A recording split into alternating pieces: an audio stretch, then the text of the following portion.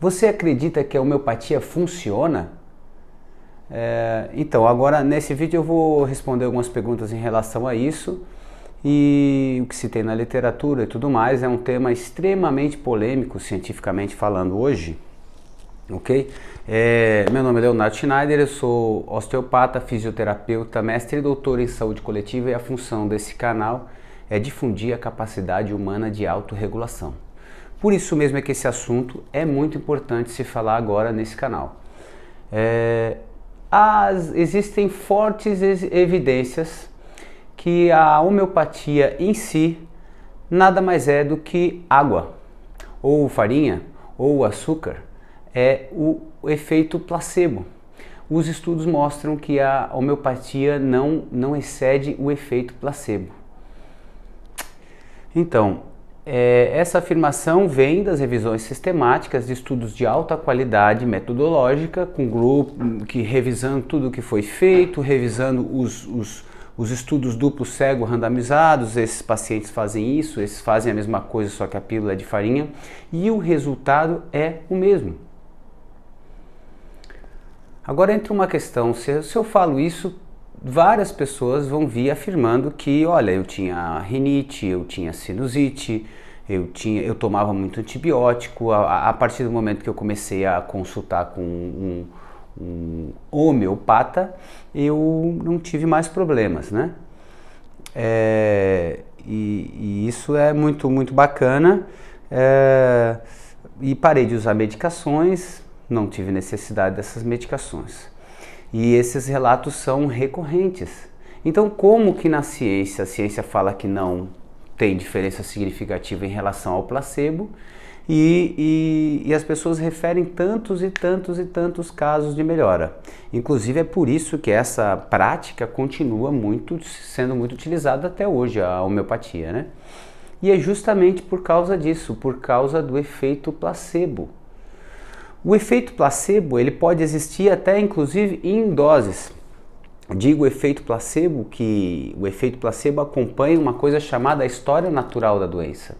A doença, o corpo tem uma capacidade de se autorregular com qualquer coisa. Porém, nós conseguimos potencializar essa capacidade de autorregular a partir da relação clínica, ou seja, a relação de cuidado da pessoa. Pode ser clínica com um profissional ou até em casa, e essa clínica acaba de uma certa maneira se estendendo para casa. Por exemplo, existem mecanismos onde a homeopatia consegue dar significado, ela preenche determinadas coisas que acabam potencializando essa função do placebo. Existem estudos, por exemplo, com placebo, onde a pessoa, por exemplo, toma uma injeção de opioide, que é um forte analgésico, e um grupo sabe que tomou, outro grupo não sabe que tomou, e o grupo que sabe que tomou tem uma diminuição de dor muito mais forte. Existem outros estudos onde você induz processos alérgicos, por exemplo, que são outros mecanismos fisiológicos, e passe uma pomada inerte que não tem função alguma, porém o grupo que você fala, vou passar essa pomada e ela vai melhorar essa função alérgica, ela realmente diminui aquela mancha de alergia, e a outra você passa, o grupo fala, isso vai piorar a sua função alérgica, e aquela marca de alergia aumenta. As explicações em relação a isso são N. Porém, uma coisa que se sabe é que o efeito, existe um efeito placebo e um efeito nocebo. O efeito placebo é aquele onde as expectativas da pessoa conseguem fazer com que ela tenha uma melhora clínica.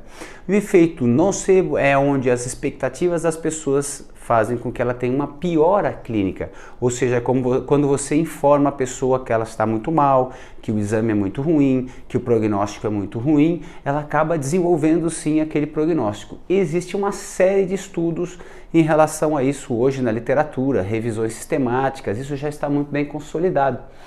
E o que nós temos aqui dentro desse canal, a função desse canal é falar sobre os princípios naturais do ser humano de autorregeneração, não é verdade? Boa parte desse desenvolvimento esses casos onde a homeopatia funcionou, eu poderia falar, mas se não fizesse nada, funcionaria. Porque existe aí um mecanismo de autorregulação e ele vai se dar.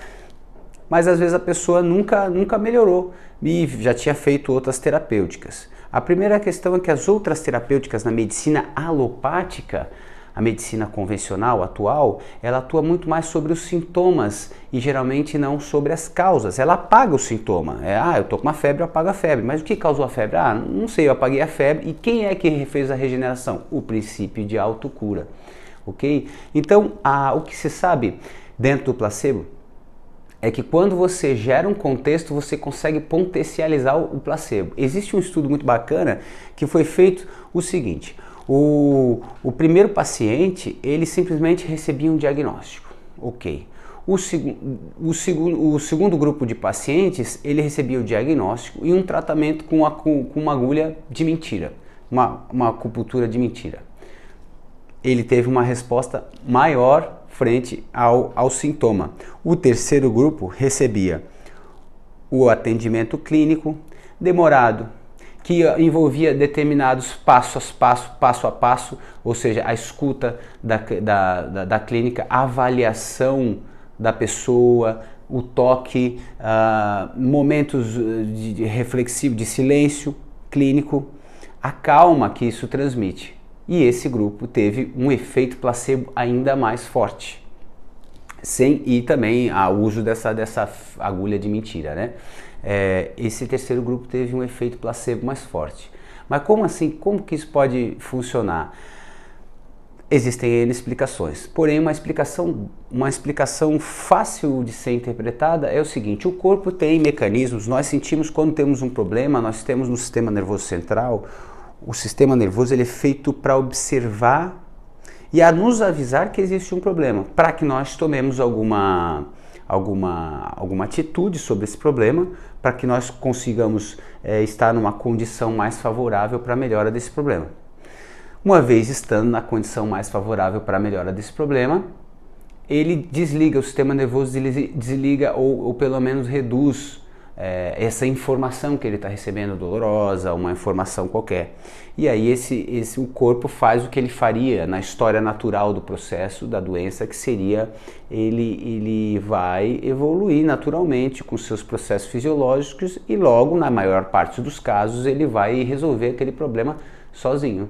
Porém, aquele problema será muito mais facilmente resolvido quando você cria um contexto no qual a pessoa tira um elemento de insegurança, de medo, de dúvida.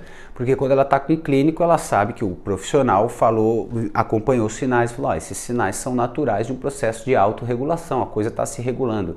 A pessoa, é natural, não tem nada pior por trás, eu não estou deixando passar nada. Não. Então, a partir dessa informação, quando ela é bem orientada, apenas sobre o contexto, a pessoa mais facilmente desenvolve aquela capacidade de autorregulação, porque ela se acalma e ela vai ter instrumentos de cuidado em relação àquilo. Se eu pego elementos, água ou qualquer ritualística na qual ela acredite que ela tenha expectativas positivas frente a essa ritualística e eu coloco essa ritualística, homeopaticamente falando, ao longo do dia, faça isso tantas vezes ao dia, olha, essa situação, faça esse, pode ser na nossa área também, faça esse movimento algumas vezes ao dia, tome essas gotinhas algumas vezes ao dia, e esse momento está envolto numa expectativa de melhora, a pessoa vai relembrar diariamente que o corpo dela está indo para um caminho correto e que ela está sendo bem acompanhada.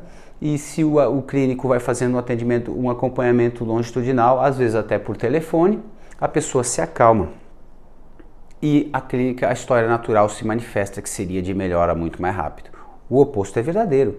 Se ela se assusta e ela não tem recursos e ela toma ou se utiliza de coisas que não dão conforto a ela, ela tende a ficar sem conseguir manifestar aquela autorregulação, aquele processo de autorregulação. Então, assim, é triste dizer que a ciência aponta claramente que nada mais passa do que bolinhas de açúcar.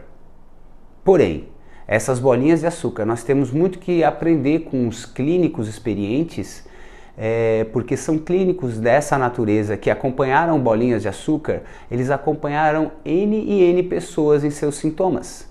E eles sabem quando o sintoma está andando para um lado que necessita de exames complementares mais aprofundados, ou quando esse sintoma ele é natural e ele não deve se investir em exames complementares, em intervenções medicamentosas, porque ele vai se regular naturalmente.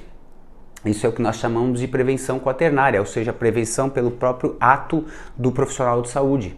O profissional de saúde acaba fazendo demais, causando um estresse maior. Isso é muito comum, a pessoa chegar no consultório e falar, pá, saí de lá acabado.